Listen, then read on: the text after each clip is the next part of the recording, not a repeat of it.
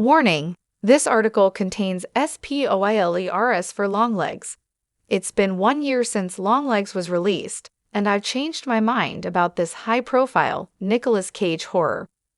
Leading up to its 2024 premiere, the feature film generated endless hype, a testament to its innovative and captivating marketing campaign. Helmed by Osgood Perkins, the film saw an overwhelmingly positive response.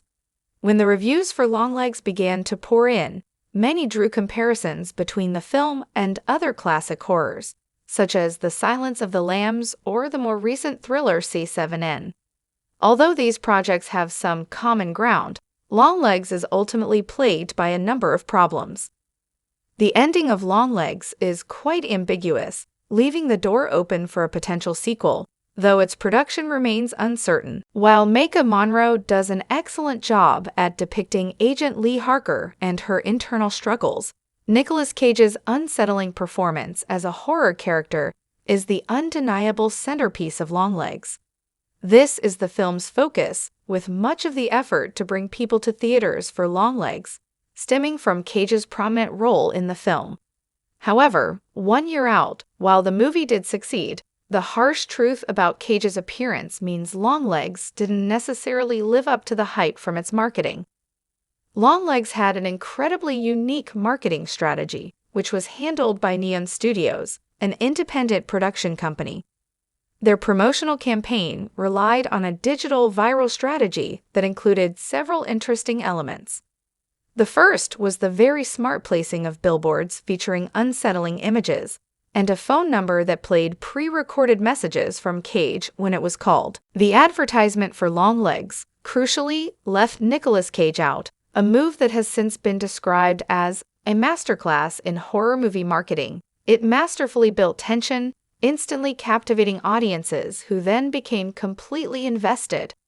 This technique was inspired by Jaws, when part of the reason why this film is so iconic is because of how little we see the actual shark.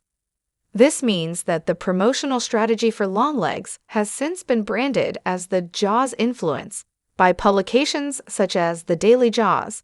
However, for all its achievements, Cage's Longlegs didn't necessarily live up to its reputation for being truly terrifying once the mystery was gone.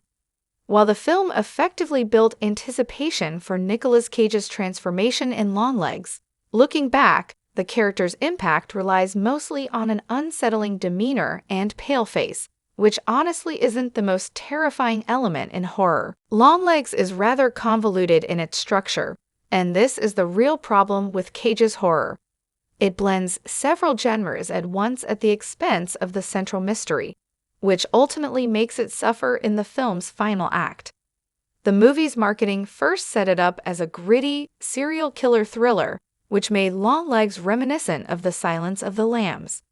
However, as the plot unfolds, Longlegs shifts more towards supernatural themes, as it reveals the antagonist is not only a serial killer, but a servant of Satan who is leading a cult, using possessed dolls to coerce victims to commit familicide.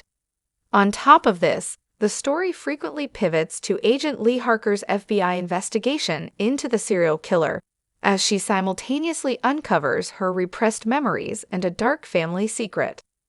Longlegs clearly struggles to commit to a single genre and, instead, oscillates between a psychological thriller, a true crime investigation, and outright supernatural horror. The film struggles to tell a unified story and diminishes Longlegs' previously grounded tone that was established in its earlier marketing techniques.